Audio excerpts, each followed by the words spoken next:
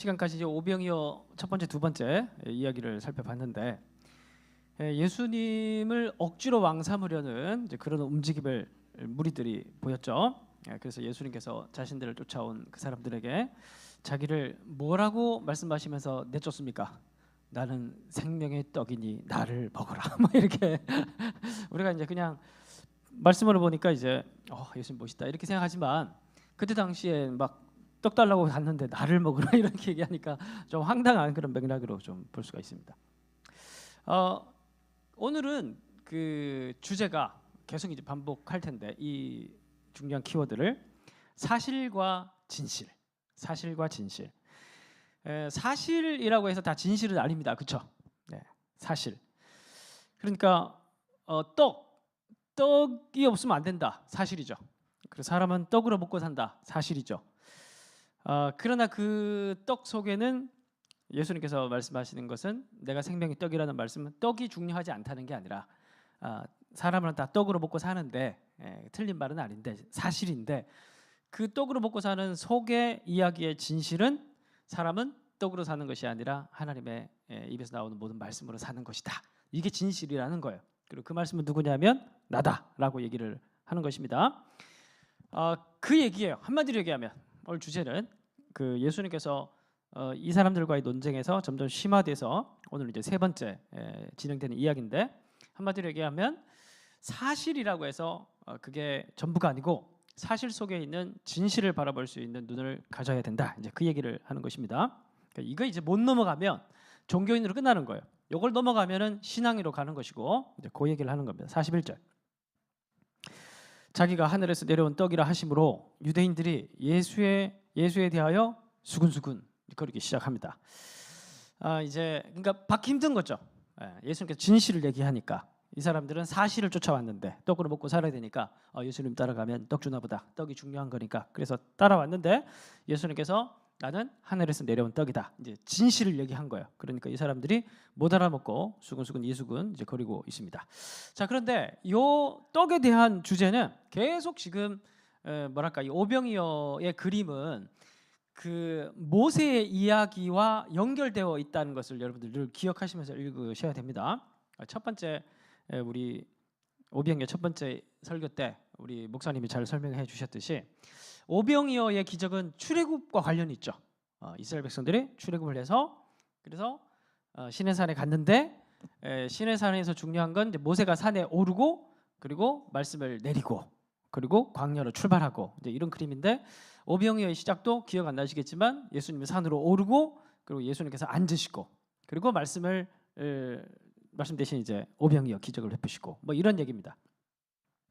자, 그래서 여기서 지금 이스라엘 백성들이 여기 유대인들이 예수님께서 내가 떡이다 이렇게 얘기를 하니까 이제 수근수근 거리고 있다는 말이에요.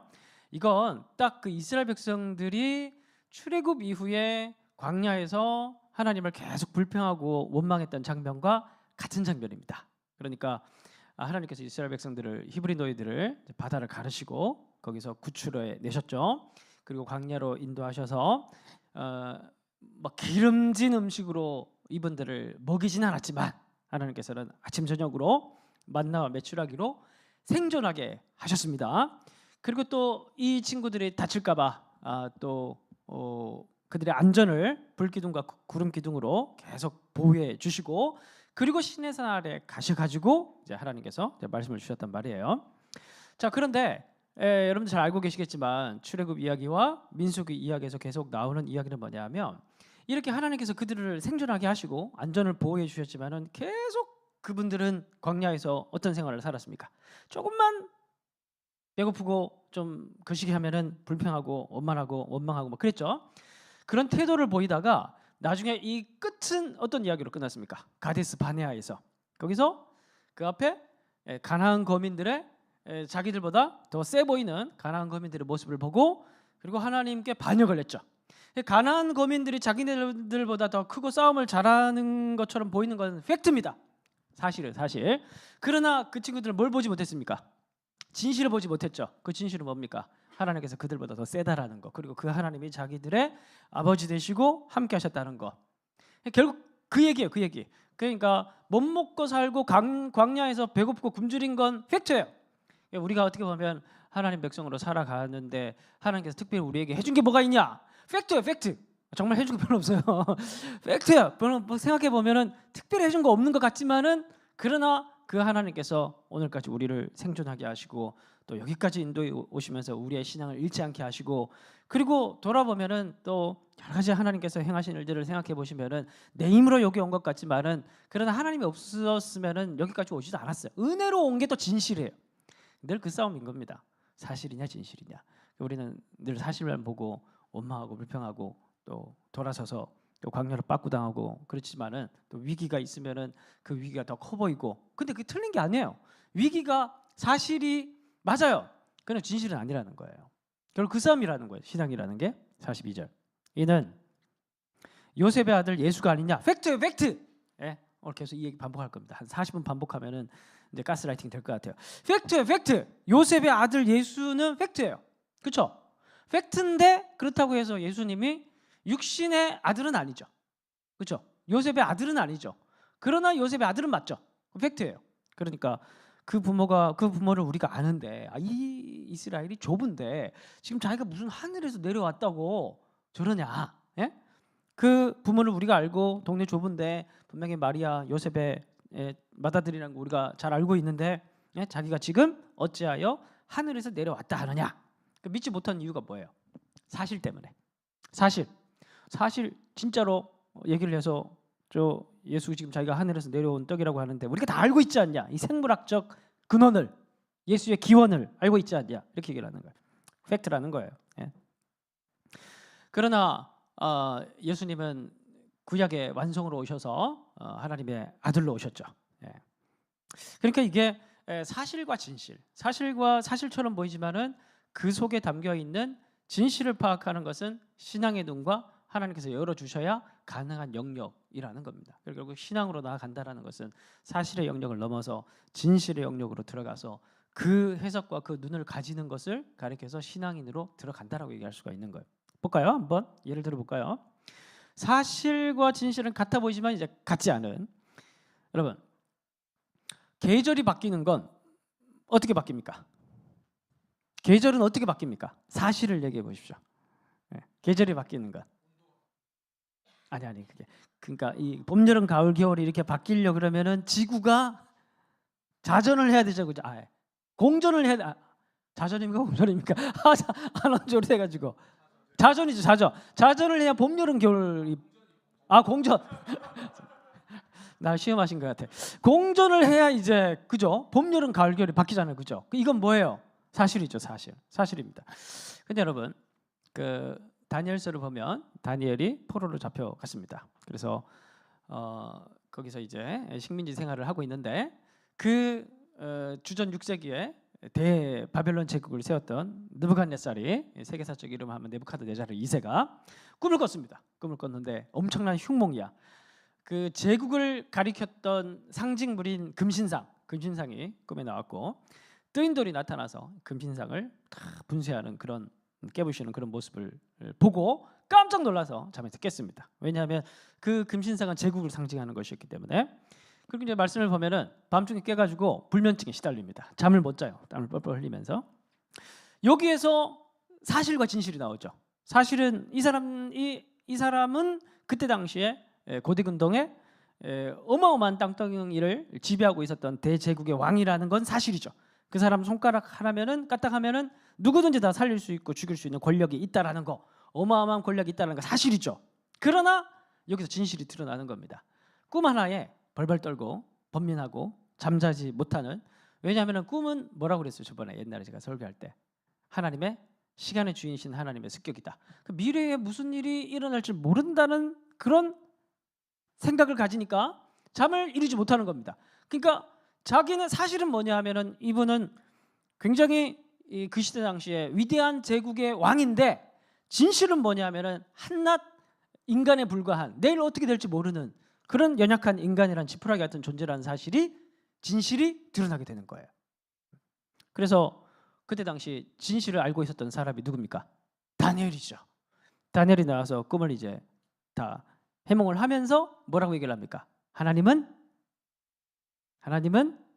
계절을 바꾸시고 왕을 폐하시사 세우기도 하시며 이런 얘기를 합니다. 그러니까 이때 당시에 진실을 알고 있었던 그 제국의 유일한 사람이 누구냐면은 다니엘이는데, 이게 뭐냐면 왕은 지가 잘나서 세워졌고 자기 모든 땅덩이가 자기의 소유라고 생각을 하고 있지만, 보기에는 사실이지만 그 속에 감춰져 있는 진실은 뭐냐면은 왕들을 폐하시고 왕들을 세우시는 건 하나님이시다. 그리고 이러한 유추는 또 어디에서 나오냐면, 계절은 지구의 공전으로 되는 것처럼 보이지만 그 질서와 자연의 위대한 질서와 자연의 위대한 에너지의 움직임은, 그 근원의 힘은 하나님이시다라는 걸, 진실을 본 거예요. 신앙이란 이런 겁니다. 신앙이라는 건 그냥 바뀌는 것처럼 보이지만 배우 위에 있는 진실을 관통할 수 있는 영적인 직관력. 그러면 공전이라고 해서 자전을 볼까요? 자전. 자전은 낮과 밤이죠. 네, 낮과 밤. 우리 이제 이런 찬양을 부르잖아요, 그죠? 네. 생각이 안 나네. 뭐죠? 그 낮과 밤의 찬양. 아이, 그 옛날 노래고. 생각이 안 나네. 어두움 몰아내고 뭐 빛이 오는 그 찬양 있잖아요. 많이 불렀는데 요즘. 우리 함께 어두운 밤 다 물리쳐내고. 근데 왜 어두움을 물리쳐요? 어둠이 뭔데? 그 되게 진실을 얘기를 하는 거죠. 사실은 그냥 낮과 밤에 자전처럼 보이지만은, 지구의 자전처럼 보이지만은 어두움을 몰아내고 그 안에 밝은 새벽을 오게 하는 건 우리 주님이 하시는, 그렇죠? 그 안에 있는 어둠과 빛의 진실을 알고 있는 사람은 그 찬양을 부르면서 우리 일상생활 속에 숨어 있는 영적인 진실들을 관통할 수 있는 눈을 가지는 겁니다. 예? 그래요. 또 잠, 그 일상에 가득 녹아 있습니다. 사실과 진실이. 잠이라는 것은 그냥 가만 생각하면 육체의 휴식 이렇게 생각할 수가 있는데, 바울 같은 경우에는 고린도전서에서 잠과 그리고 씨앗, 이 비유를 통해서 죽음과 부활에 대한 이야기를 합니다. 그래서 씨앗이 땅 속에 들어가는 것처럼, 잠을 자기 위해서 우리가 이불 속에 들어가는 것처럼 죽음이라는 것은 바로 그 속에 들어가는 것이고, 잠잘 때 어때요? 그 수면 상태가 달콤하잖아요, 그렇죠? 네, 달콤. 그냥 생물학적으로 보면은 그냥 우리가 그냥 수면 상태에 들어가는, 무슨 상태라고 그래요? 아무튼 뭐 그런 생물학적 상태로 들어가는 것 같은데, 그 속에 있는 진실은 뭐냐면은 우리가 죽고 난 이후에, 우리의 죽음 이후에 하나님 곁에서 영원한 평안한 안식을 누리는 안식의 상태. 그게 우리의 잠이라는 사실 속에 담겨 있는 영적인 진실이라는 거예요. 그냥 보면은 그냥 세팅된 것처럼 보이지만은 그게 사실. 그러나 그 속에 왜 그렇게 됐냐라는 걸 따지고 들어가서 우리의 모든 일상들을 하나씩 다 보기 시작하면은 그 속에 굉장히 중요한 영적 진실들이 다 숨어져 있다라는 것이에요. 그래서 잠자면서 지루하신 분 있냐고 제가 전에 물어봤죠. 고린도전서 15장 하면서 어젯밤에 10시간 잤는데 아침에 일어나니까 잠자면서 너무 힘들고 너무 지겨웠다. 그런 사람이 있냐? 없다고 그랬잖아요. 주님의 시간은 1000년 같고, 하루가 1000년 같고, 뭐 1000년 만년이 지나도 우리가 주님 앞에 죽어서 주님과 안식을 누리면서 나중에 나팔이 불면, 그죠? 그 잠자던 영혼들이, 그 무덤 속에 들어갔던 자들이 하나님의 때가 되면 나팔 소리와 함께 아침을 맞이해서 깨잖아요. 깨가지고 흰 옷 입고 주님을 맞이하는데, 그게 아침에 일어났을 때, 일어났을 때, 푹 자고 일어났을 때 기분 좋잖아요, 그렇죠? 그리고 새 옷을 입고 출근하잖아요. 출근할 때 기분 좋지는 않지만 어쨌든 가잖아요, 새로운 일상을 위해서. 이게 뭐냐면 부활이라는 거예요. 그러니까 그냥 보면 그냥 사실, 이불 속에 들어 잠자고 아침에 일어나고 사실인데, 그 속에 있는 진실을 보면은 거기는 영적인 진실들이 다 숨어져 있다는 것을 발견하게 된다는 것입니다. 근데 이게 잘 안 보이죠. 바쁘게 살아갈 때는 잘 안 보이잖아요, 그죠? 44절. 나를 보내신 아버지께서 이끌지 아니하시면 아무도 내게 올 수 없으니. 그러니까 결국 이러한 사실 속에 담겨 있는 진실을 볼 수 있는 눈은 자기가 보고 싶다고 보는 게 아니라는 거예요. 이것도 뭐 제가 이제 아무리 이렇게 뭐 얘기를 해도 여기 계신 분들은 다 진실을 보는 사람들이지만, 그냥 이 얘기를 밖에 나가서 지나간 사람들 얘기하면 이러지, 이걸 누가 믿어요, 그죠? 너 돌았냐? 사실만 보는 사람들, 그죠? 뭐 부활 다 비웃고 안 믿죠. 이거 보이는 게 아닌 거예요. 이거 본다고 보이는 게 아니라는 겁니다. 듣는다고 들리는 게 아닌 거고, 이게 진실이에요. 진실. 성경에서 얘기를 하는. 근데 이거는 누가 이 진실을 볼 수 있고 이 진실을 들을 수 있냐 하냐면 예수님께서 하늘에서 내려온 떡이라고 했죠. 마찬가지로 하나님의 백성도 하늘에서 은혜를 줘서 하늘에서 주는 믿음을 가진 사람이 바로 하나님의 백성이라는 거예요. 똑같은 원리라는 겁니다.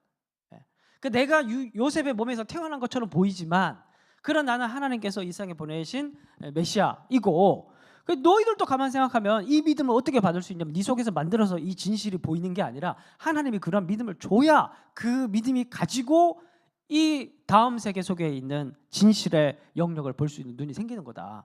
그게 생겨야 너도 하늘에서 내려온 떡인 나도 보이는 거지. 그 얘기를 하는 거예요. 45절. 선지자의 글에 그들이 다 하나님의 가르침을 받으리라 기록되었은즉 아버지께 듣고 배운 사람아 내게로 오느니라. 무슨 말이냐면 선지자의 글은 구약 성경이죠.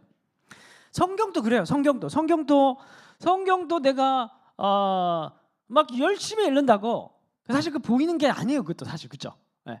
성경을 이단도 많이 보잖아요. 우리보다 더 많이 보고, 그죠? 성경을 이제 막 이제 열심히 본다고 사실 또 뭐 열심히 보긴 봐야 되지만 본다고 또 이게 보이는 게 아니고 하나님께서 보여줘야 보이는 거예요. 성경도 읽으면서 그냥 읽고 통독했다 이 정도까지는 사실. 그래 너 1도 네. 사실. 근데 진짜 중요한 건 뭐냐면 그 사실 속에 담겨 있는 진실을 보는 거예요. 이건 이제 하나님이 열어주시고 인도해 주시고 은혜를 주셔야 보이는 영역이 되는 것입니다. 자, 그래서 우리 신앙생활의 연속이라는 것도 사실 이거 계속 우리의 마음을 하나님께 드리면서 훈련하는 이야기예요. 계속 시력이 좋아져야 하는 영역이고, 그리고 우리가 예배할 때도 평소에 하나님이 눈에 안 보이죠. 안 보이는 건 사실이에요, 진실이에요? 사실이죠. 하나님의 눈에 안 보인다고 해서 그걸 가끔 의심해요, 안 해요? 솔직히 우리끼리 사람도 별로 없는데 사실 이렇게 하나님 눈에 안 보일 때 가끔 의심이 들 때가 있어요, 그죠? 그러나 또 눈에 보이지 않는다고 해서 또 그 진짜는 아니잖아요, 그죠? 하나님 앞에 예배하러 또 몸을 끌고 나와서 또 예배하고 기도하면 은혜를 주시잖아요, 그죠? 그래서 차마 하나님이 없다고 얘기하기에는 받은 은혜가 너무 커서 없다고 얘기하기가 어려운 진실을 볼 수 있는 사람이 되어 가는 겁니다. 예배라는 것도. 그렇죠? 현실도 마찬가지입니다. 현실도 내 통장의 잔고가 비어 있는 건 사실이에요, 진실이에요? 사실이에요. 네. 중요한 사실이고 그리고 시간이 갈수록 겉사람이 후퇴하고 늙어가고 그래요. 주중에 이번 주에 제가 어디 뭐 집회를 하나 갔다 왔는데 집회 잘 안 가는데 이제 안 가려고 이제 갔다 왔는데 청년들 집회를 그 동계수련회 한 이틀 인도하고 왔는데 갔다 오니까 몸이 갔어요. 그 지금 오늘 아침에 살아난 거야 지금. 그래서 이제 몸이 갔구나. 몸이 가는 건 사실. 몸이 가는 건 사실. 그럼 진실은 뭘까요? 이 몸은 가지만 겉사람은 후패하나 속사람은 오히려 비례해서 날마다 새로워지고 있어요. 바울의 신학을 이렇게 쫓아가 보면 그분은 늘 예수님의 죽으심과 부활하심에 함께하는 사람이었습니다. 자신의 병든 몸, 늙어가는 몸 이런 걸 보면서 십자가에 동참하는 그 후패해가는 겉사람을 보면서 계속해서 물론 이제 거기서 얘기하는 겉사람은 옛사람을 얘기하는 것이긴 하지만 그런 죽어가는 것들을 보면서 십자가를 느끼고 또 살아나는 걸 보면서 부활을 경험하는 우리 인생, 우리의 삶 가운데 죽어가는 모든 것들 속에서는 우리가 십자가라는 진실을 마주할 수가 있고 우리가 우리의 마음을 새롭게 하고 우리의 영혼의 눈을 열어주는 그걸 보면서 또 예수님의 부활이라는 진실을 볼 수가 있고 사실 우리 일상의 모든 것들은 그 안에 가만 들여다보면 놀라운 하나님 나라의 신비로운 진실들이 다 숨어 있다는 것을 알 수가 있는 거예요.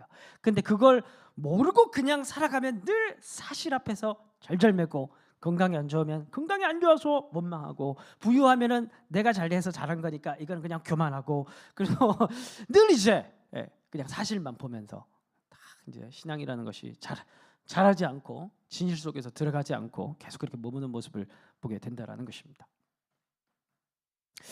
가족이라는 것도 마찬가지예요. 가족이라는 것도 내 새끼, 내 가족 이것만 하는 것이 아니라 이 안에서 또 우리는 무엇을 경험하는 겁니까? 하나님의 사랑을 경험하는 거죠. 그래서 에베소서 말씀을 보면은 부부간의 사랑 관계에서도 그리스도와 예수를 경험하는 진실의 통로가 되는 거예요. 그러니까 우리의 삶의 모든 일상의 영역들은 전부 다 하나님 나라의 진실을 발견할 수 있는 통로로 하나님께서 다 세팅해 놓았다는 거예요. 근데 이 진실의 눈을 보지 못하는 사람은 늘 사실에 절절매면서 오늘도 떡 타령이나 하면서 그렇게 자꾸 이제 시간만 지나가고 광야의 이스라엘 백성들처럼 계속 불확실함 가운데 걱정과 근심만 하고 두려움만 하고 살아가는 겁니다. 그러나 진실이 점점 눈이 열리기 시작하면은 불확실함이 아니라 이제 신비로움 가운데 우리 일상이, 우리 인생이 조금 더 넓어지고 조금 더 환희에 찬 그런 일상으로 돌아가게 되는 것이에요. 믿습니까? 예. 그 노력을 해야 돼요. 이거는 물론 하나님께서 해주시는 거긴 하지만 이게 계속 노력을 해야 되는 거예요. 노력을. 진짜 생각해 보세요. 몸이 아플 때 오늘도 예수의 죽으심이 나의 몸 가운데 나타나고 있구나. 진짜 저는 가끔 그런 생각 하거든요. 그러면 아픔이 좀 다르게 보여요. 다르게 느껴지고. 그러니까 이제 아픔이라는 것도 조금 더 사랑스러워지고 그래요.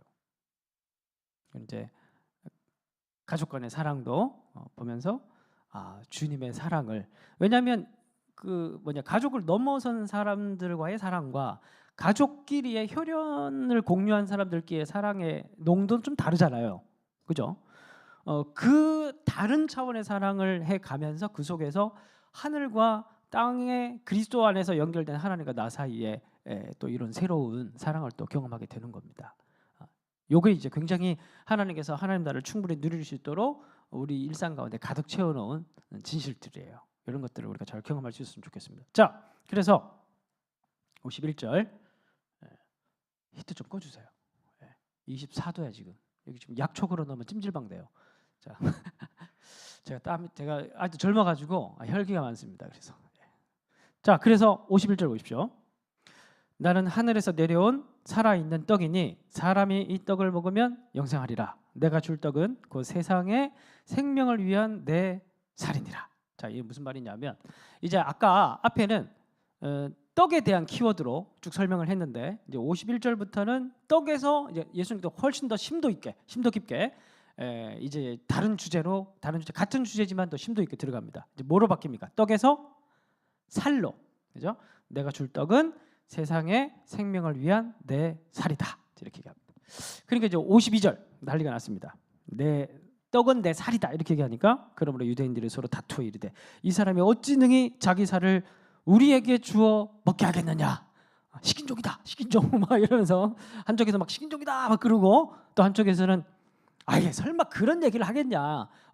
뭐 다른 얘기겠지 좀 들어보자 이러고 막 이러면 서로 이제 막 다투기, 논쟁이 막 벌어진 거면 내 살이다 이렇게 얘기하니까 53절 다 같이 읽어보겠습니다. 시작. 인자의 살을 먹지 아니하고 인자의 피를 마시지 아니하면 너희 속에 생명이 없느니라. 자, 진실로 너에게 이르노니 예수님께서 한 발짝 더 들어간 겁니다. 살 얘기했다가 그 다음에 뭐도 먹어야 된다고 얘기합니까? 피도 마셔야 된다 이렇게 얘기하는.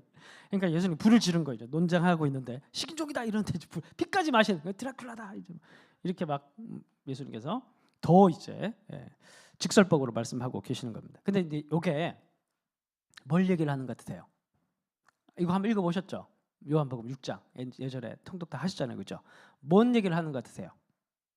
왜 예수님께서 살과 피에 대한 얘기를 하면서 떡 얘기해서 살과 피를 얘기를 하면서 이걸 먹고 마셔야 된다고 얘기를 할까요? 지금 정결법에 대한 얘기를 하는 겁니다. 레위기 정결법. 여러분 잘 보세요. 앞에서 얘기했죠. 성경이라는 것도 그냥 물론 우리가 열심을 다해서 많이 읽어가야 되지만 진짜 중요한 건 뭐냐 하면 그걸 문자적으로만 성경을 읽어간다면 그거는 그냥 사실만 보는 거예요. 오늘 우리도 많은 성경의 오해들이 어디서 발생이 되냐 하면 성경을 자꾸 문자적으로 보기 때문에 그래요. 그러니까 여기 보시면 사도행전 10장 14절 띄워주십시오. 베드로가 이르되 주여 그럴 수 없나이다. 속되거나 깨끗하지 아니한 것을 내가 결코 먹지 아니하였나이다. 사도행전을 보면 하나님께서 베드로에게 환상을 보여주시는데 뭐 환상 보면 여기 족발, 보쌈 뭐 이런 거 막 부정한 음식들 그런 거 이제 한 보따리 이제 싸가지고 쭉 보여주면서 좋은 말 할 때 먹으라 이제 이렇게 얘기를 하잖아요, 그죠?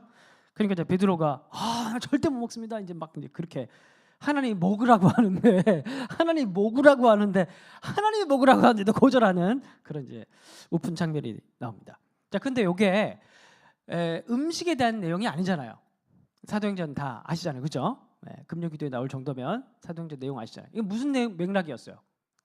음식이 아니라 백부장 고넬료에 대한 내용이죠. 그러니까 음식이 아니라 부정한 음식이 아니라 부정한 사람에 대한 내용이에요. 맥락이. 그러니까 무슨 말이냐면 그때 당시 유대인들은 레위기법에 부정한 음식을 먹지 말라는 규정이 있었어요. 그래서 뭐 굽이 갈라진 거 뭐 이런 거 못 먹고 그런 것들을 정결법으로 만들어 가지고 음식을 먹을 때 부정한 음식은 먹지 마라. 이제 그렇게 규정을 레위기법에 기록이 되어 있습니다. 그러니까 이 사람들이 유대인들이 이 말씀을 문자적으로 철저하게 지키고 싶어서 노력을 하는 가운데 부정한 음식이 있으면 또 사람도 뭐가 있을까요? 거룩한 사람이 있고 부정한 사람이 있겠죠. 그래서 그 등급을 만들어 놨어요.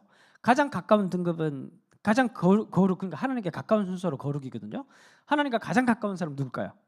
대제사장, 그 다음에 제사장, 그 다음에 유대인 남성, 그 다음에 유대인 여성, 이방인 이렇게 가는 겁니다. 이방인들은 가장 부정한 사람에 속하게 되는 겁니다. 그러니까 부정한 음식은 당연히 못 먹고 사람도 부정한 사람은 만나면 안 되는 거예요. 부정한 사람 만나면 안 되고 같이 식사하면 안 되고 이제 그렇게 되는 겁니다. 그래서 그러한 유대인 정결법 레위기법이 사람에게도 확대 적용되어서 유대인들의 관습법으로 적용이 지금 되어 있는 상태인 겁니다. 그래서 하나님께서 그걸 깨려고 베드로에게 이렇게 보여주시고 고넬료에게 보내신 거예요. 자, 그럼 피 봅시다. 피. 지금 떡 얘기하고 살 얘기하고 지금 그렇게 얘기를 한 거예요. 그다음 피 보시면 여러분 레위기를 읽어갈 때 이제 곧 또 레위기를 보게 될 건데 레위기를 읽어갈 때 지금 벌써 보고 있죠. 그죠? 이제 곧 민수기 하잖아요, 그죠? 민수기 1장부터 6장까지 다시 찍어야 되는데 갑자기 떠올랐어요. 레위기법에 보면은 굉장히 많은 분량의 피와 관련된 정결법 규정이 엄청 많습니다. 그러니까 음식법도 전부 다 피와 관련된 겁니다. 그러니까 왜 그러면 발굽이 갈라진 음식은 먹어도 되고 왜 야생동물이라든지 뭐 그런 것들은 왜 먹으면 안 될까요? 혹시 생각해 보셨어요? 왜 부정한 음식과 정한 음식으로 나눠질까요? 요 기준이 피입니다. 피. 그러니까 하나님께서 먹으라고 하신 짐승들은 전부 다 채식 동물이고 기르는 짐승들이에요. 소, 양, 염소 전부 다 그래요. 근데 이걸 제외하고 나머지 음식들은 나도 모르는 채 피를 먹을 수 있는 가능성이 있는 짐승들이에요.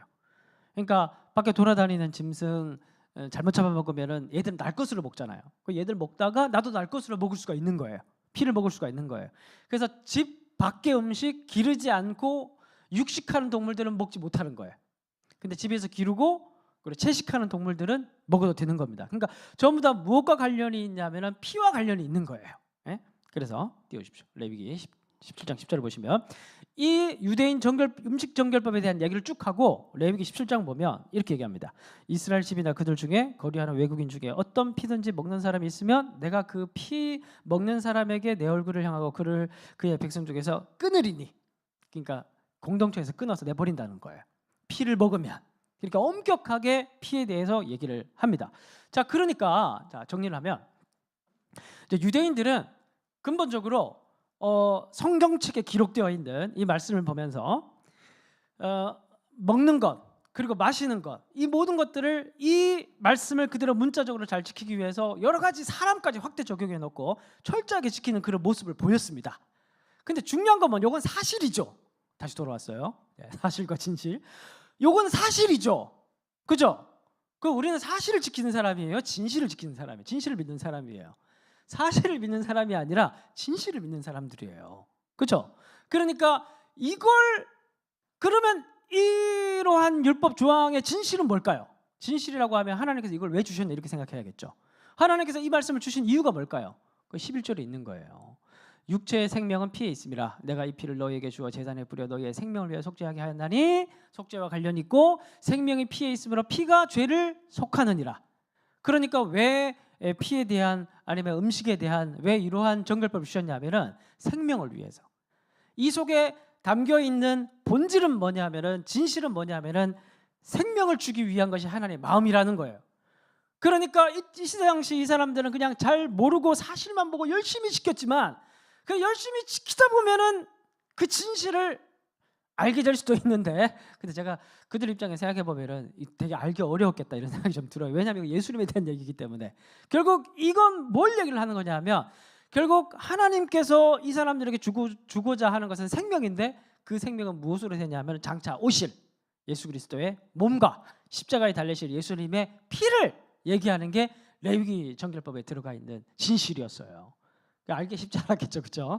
나름대로 이제 진실을 지키면서 아마 구원을 받았을 것 같아요. 자, 그래서 띄워주십시오. 53절 보시면 예수께서 이르시되 내가 진실로 너희에게 이르노니 인자의 살을 먹지 아니하고 인자의 피를 마시지 아니하면 너희 속에 생명이 없느니라. 내 살을 먹고 내 피를 마시는 자는 영생을 가졌고 마지막 날에 내가 그를 다시 살리리니 내 살은 참된 양식이요 내 피는 참된 음료로다. 내 살을 먹고 내 피를 마시는 자는 내 안에 거하고 나도 그의 안에 거하나니 살아계신 아버지께서 나를 보내심에 내가 아버지로 말미암아 사는 것 같이 나를 먹는 그 사람도 나로 말미암아 살리라. 그래서 사실은 예수님께서 이 내 살과 피를 먹고 마시라고 얘기를 하는 것은 진짜 예수님을 먹고 마시라는 게 아니라 결국 레위기 정결법의 얘기를 하는 피에 대한 얘기, 음식법에 대한 얘기, 그 거룩에 대한 생명에 대한 얘기는 나를 가리키는 얘기였다라는 거예요.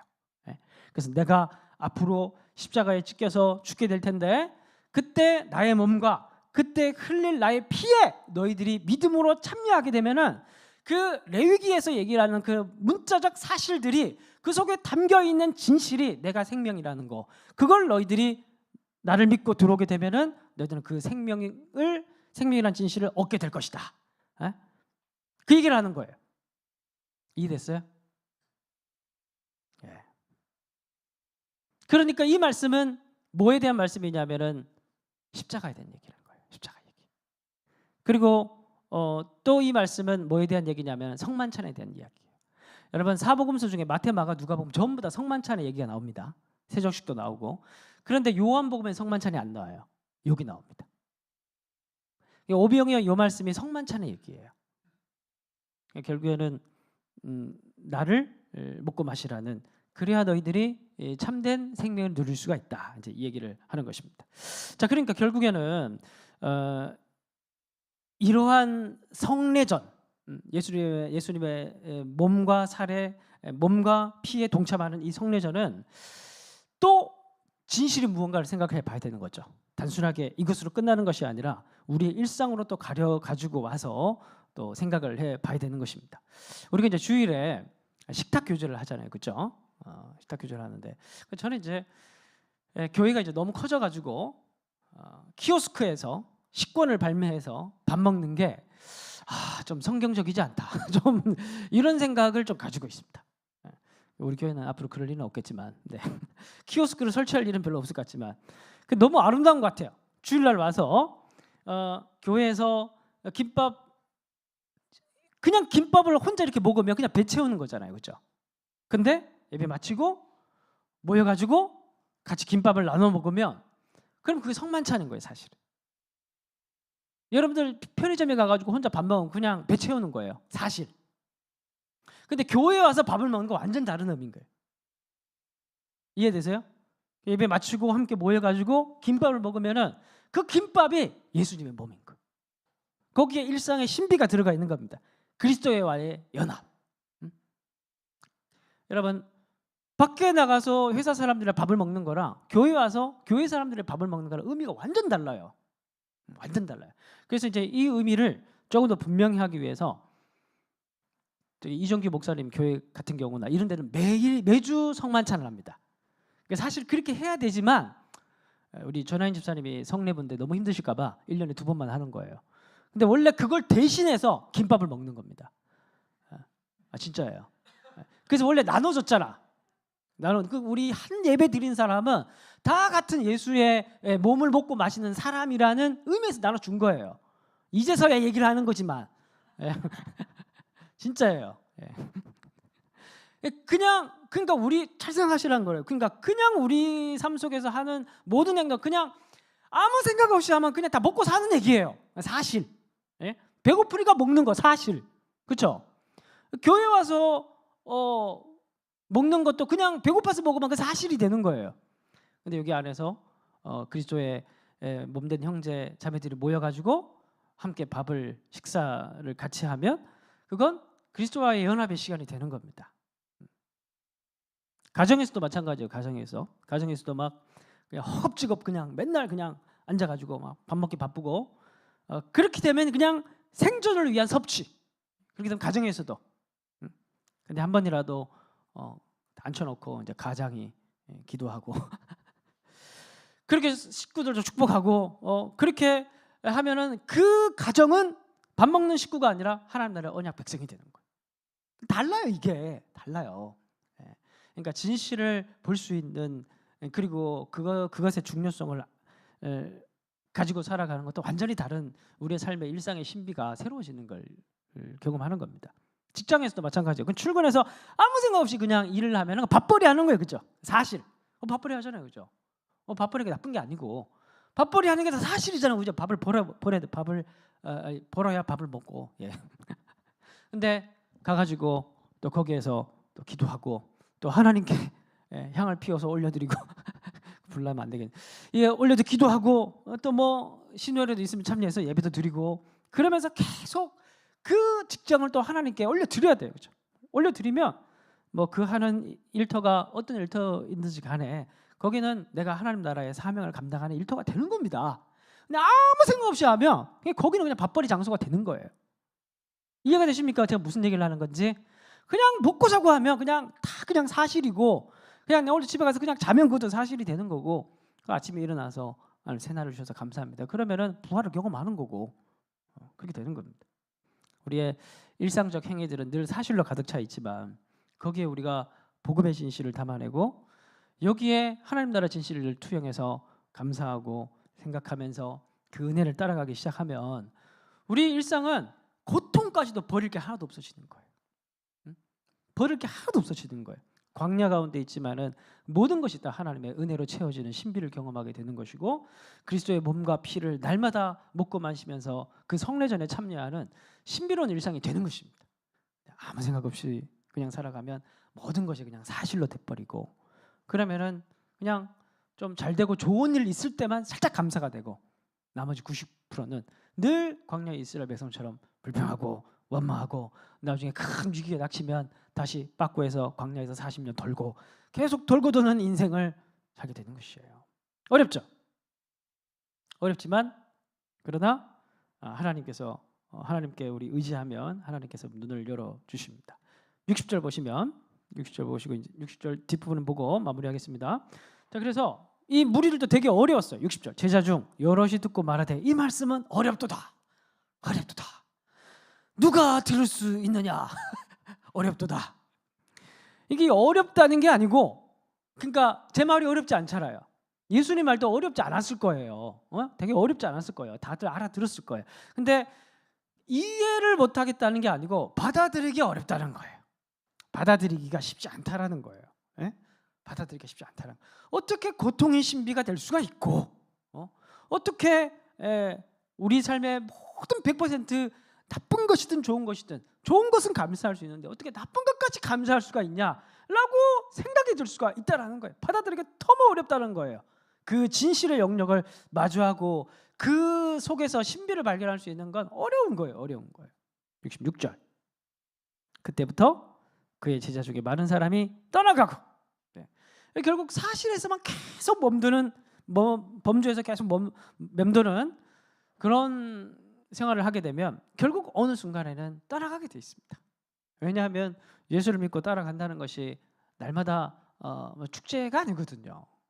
오히려 알면 알수록 더 어려운 난이도 높은 영역들이 너무 많아지고 그런 거지. 그냥 어느 순간부터 재미가 없어요. 신앙이 하나님을 믿는 게 재미가 없어요. 진실을 깨달아가는 재미가 없으면 재미가 없어요. 차라리 그냥 화끈하게 불교 가가지고 3,000배 하고 관절 나가고 그래서 복 받은 느낌 가지고 그게 훨씬 낫지. 그죠? 화끈하잖아요, 그죠? 근데 기독교는 복잡하고 복잡하고 이게 쉽지 않아요. 막 생각한다고 해서 이게 막 깨달아지는 것도 아니고, 그죠? 참 어려워요. 정말 하나님께 기대고 그에게 내 생각을 맡기고 이 일상 속에서 하나님께서의 살아계신 하나님 만들어 놓은 신비들을 발견하는 그 여정을 숨은 그림 찾듯이 해나가는 그 여정이 신앙의 여정인데 쉽지 않아요. 어렵고 의지해야 되고 내려놔야 되고 생각들을. 그래서 중간에 많은 사람들이 좀 신앙생활 하다가 다른 거예요. 내가 생각했던 하나님과 내가 생각했던 하나님 나라와 다른 거예요. 다른 거. 그럼 결국에는 어느 시점인가 다 떠나가는 겁니다. 떠나가는 이유는 뭔지 아세요? 진실을 발견하지 못했기 때문입니다. 재미가 없거든요. 진실을 발견해야 재미있는데. 다시 그와 함께 다니지 아니하더라. 67절. 너희도 가려느냐. 가시겠어요? 너희도 가려느냐. 68절 다 같이 읽겠습니다. 시작. 주여 영생의 말씀이 주께 있사오니 우리가 누구에게로 가오리까. 그래서 믿음이란 무엇이냐? 이해가 되지 않더라도 붙어 있는 것입니다. 이해가 되지 않더라도 늘 주님 곁에 붙어 있으면서 주님을 사랑하는 것입니다. 사랑하는 마음으로 주님의 말씀에 잘 기울이다 보면 어느샌가 하나둘씩 눈이 열리고 깨달아지기 시작하는 겁니다. 당시 베드로가 이렇게 고백한다고 해서 베드로가 예수님을 잘 알았던 것은 아니죠. 나중에 가면 예수님 또 배신하고 막 그러잖아요, 그죠? 그러니까 이건 알아서 이 질문을 한 것은 아닙니다. 주님을 사랑하게 됐고 주님을 따르는 것이 어느 정도 자기 인생 가운데 큰 의미가 됐다고 베드로는 여긴 것입니다. 다른 사람이 다 가더라도 주님이 인기 없는 사람이 되더라도 나는 주님 곁에 머물러서 내가 누릴 수 있는 만큼 누리겠습니다. 그러면서 얘기를 하는 베드로의 모습을 보게 됩니다. 그래서 우리들이 반드시 막 다 보여야 되고 막 그래서 왜 내 일상은 신비에 가득 차 있지 않은 거야? 뭐 이렇게 그렇게 조바심 내지 않아도 중요한 건 예수님 곁에 잘 붙어 있으면 예수님께서 눈을 열어주시고 우리를 또 신비의 세계로 또 인도하실 것입니다. 오늘도 믿음을 가지고 하나님 앞에 기도로 신비의 기도로 나갈 수 있었으면 좋겠습니다.